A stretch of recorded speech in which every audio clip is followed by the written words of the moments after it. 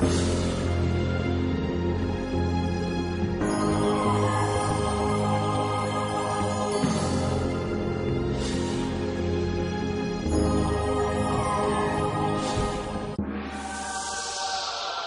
une belle nuit d'été, couchez-vous dans l'herbe et contemplez la Voie lactée. Cette belle écharpe lumineuse qui traverse le ciel, c'est notre galaxie. Il a fallu plus de 20 siècles pour comprendre que la galaxie dans laquelle nous vivons est aussi plate qu'une galette. Toutes les étoiles que nous voyons en font partie. Et comme nous faisons nous-mêmes partie de cette galette, nous pouvons en observer la tranche. C'est ce que l'on appelle la Voie lactée. Les astronomes d'aujourd'hui s'interrogent. Quelle est sa forme exacte ? Combien y a-t-il d'étoiles? Et parmi elles, où se trouve notre Soleil? Mais avant d'en arriver là, cette longue rivière blanchâtre a suscité bien des légendes.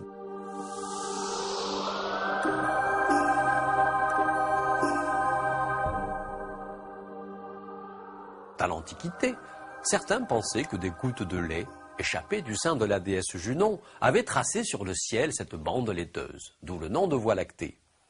D'autres y voyaient une route battue par le passage continuel des voitures célestes qui la parcouraient. Mais la légende que je préfère est celle de Phaéton et le char du soleil. Voici donc ce que l'on racontait en Grèce il y a plus de 2000 ans.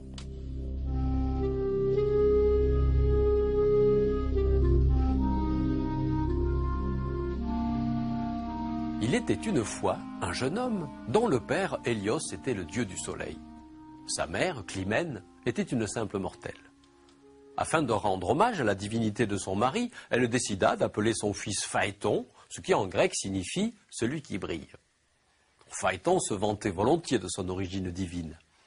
Un jour, un de ses amis le met au défi de prouver qu'il est bien le fils d'un dieu. Alors il se rend auprès de sa mère pour exiger d'elle une preuve de sa naissance. Mais elle ne sait pas comment lui prouver qu'Hélios est bien son père, et elle n'a rien d'autre à lui offrir que sa propre parole. Alors, sa mère ne pouvant le satisfaire, Phaéton décide de partir à la recherche de son père. Après un long périple, il arrive à la demeure d'Hélios. En tant que dieu du soleil, Hélios joue un rôle important dans l'Olympe. Serviteur de Zeus, c'est lui qui chaque jour traverse le ciel, monté sur un char à or tiré par de puissants chevaux ailés. À travers son casque d'or, ses yeux jettent des éclairs formidables, faisant naître la chaleur et la lumière du soleil. Hélios est très ému de revoir Phaéton. Le jeune homme s'agenouille devant lui et le supplie de lui accorder une faveur qui atteste aux yeux de tous qu'il est bien son fils. Sa demande lui semble légitime, et Hélios s'engage à lui accorder tout ce qu'il désire. « Très bien, répond Phaéton, alors laissez-moi conduire votre char pendant une journée entière. » Hélios est horrifié par la demande de son fils. Il lui explique qu'il est impossible pour un mortel de conduire le char du soleil. Mais le garçon s'entête, et Hélios, lié par son serment, est contraint d'accepter. Alors, la déesse de l'aube ouvre les portes des cieux, et Phaéton se juche sur le char flamboyant. Après avoir tenté une dernière fois de le dissuader, le dieu du soleil montre à son fils la route qu'il doit suivre dans le ciel. La route est étroite, car il faut passer entre les deux pôles sans monter trop haut ni descendre trop près de la terre. Mais Phaéton, trop excité par l'aventure pour écouter son père, se laisse emporter par les 4 coursiers impétueux. Cependant, les chevaux du soleil ne sentent plus la fermeté de main de leur conducteur habituel. Les rênes ne sont plus aussi tendues et le char plus aussi lourd qu'à l'ordinaire. Il se rue alors à travers l'espace dans une course folle que l'infortuné Phaéton ne parvient pas à maîtriser. Il s'aperçoit alors que le ciel est peuplé de dangereuses créatures. L'hydre lui siffle après. Les 2 ours et le lion grognent sur son passage. Le taureau baisse la tête pour le charger, tandis que le scorpion lève sa queue empoisonnée pour le piquer. Terrorisé, Phaéton lâche les rênes, et les chevaux débridés entraînent le char hors de son chemin. Il monte dans le ciel, s'écrase contre les étoiles, puis soudain plonge vers le bas. Le char s'est approché trop près de la terre. Les fleuves se dessèchent. Le sol commence à s'embraser. Phaéton s'évanouit, étourdi par la chaleur et la fumée. Ses cheveux s'enflamment comme des torches. Alors Zeus, le roi des dieux, De peur que l'univers ne devienne la proie des flammes, envoie la foudre frapper le char du Soleil pour le briser et l'éparpiller dans le ciel.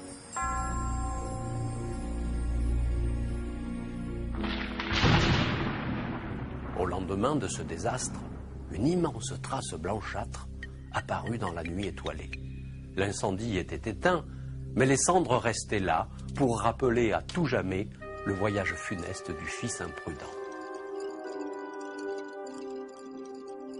À l'époque où l'on racontait la légende de Phaéton, certains savants croyaient que cette bande céleste était formée de petites étoiles contiguës dont les clartés réunies produisaient une blancheur lumineuse, un peu comme si on avait répandu une poudre de grains de sel fin et très nombreux.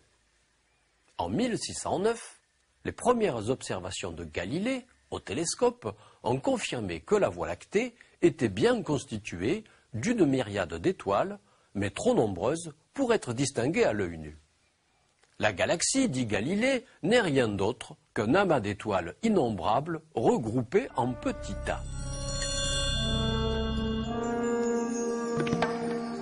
Par la suite, à mesure que les astronomes ont scruté le ciel avec des télescopes de plus en plus puissants, ils se sont aperçus que les étoiles n'étaient pas les seuls objets brillants du ciel, mais qu'il y avait aussi de faibles taches de lumière ressemblant à des nuages et qu'ils nommèrent donc des nébuleuses. Ils ont remarqué que beaucoup de ces nébuleuses avaient l'aspect de minuscules tourbillons constitués de spirales lumineuses. Dès lors, l'imagination alla bon train. Les astronomes se demandèrent si finalement la Voie lactée n'avait pas elle aussi une forme de spirale.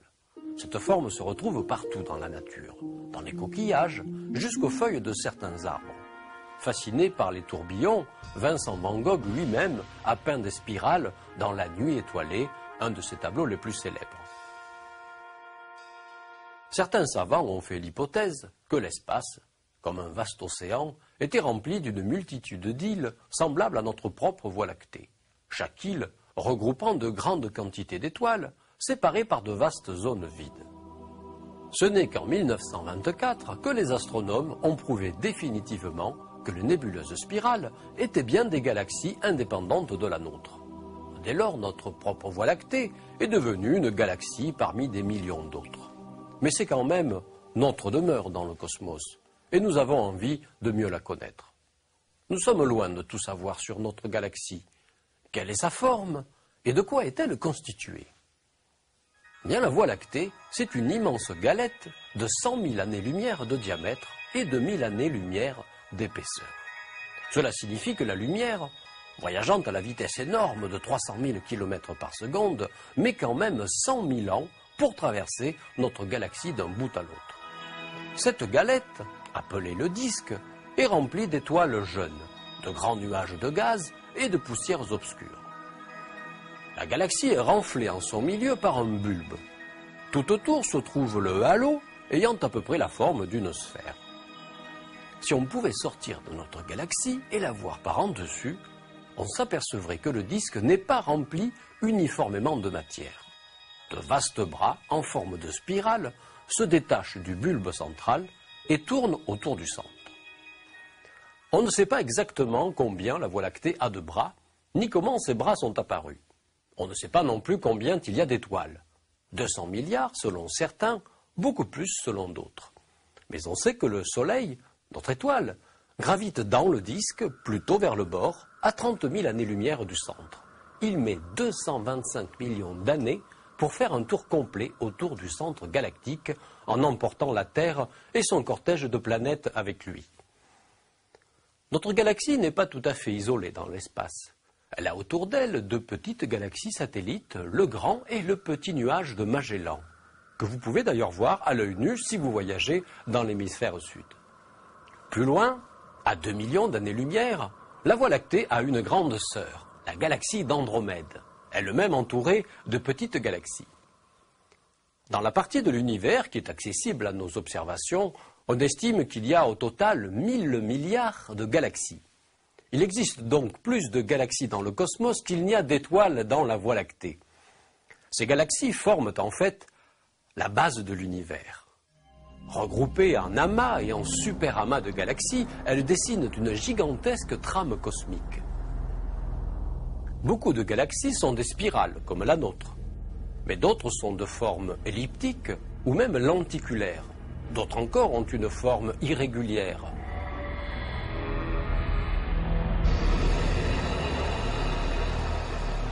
Leur aspect étrange résulte le plus souvent de la collision entre deux galaxies voisines. En fait, plutôt que de parler de collision, il faudrait plutôt parler d'une lente interpénétration qui dure 100 millions d'années et qui finit à la longue par modifier les formes.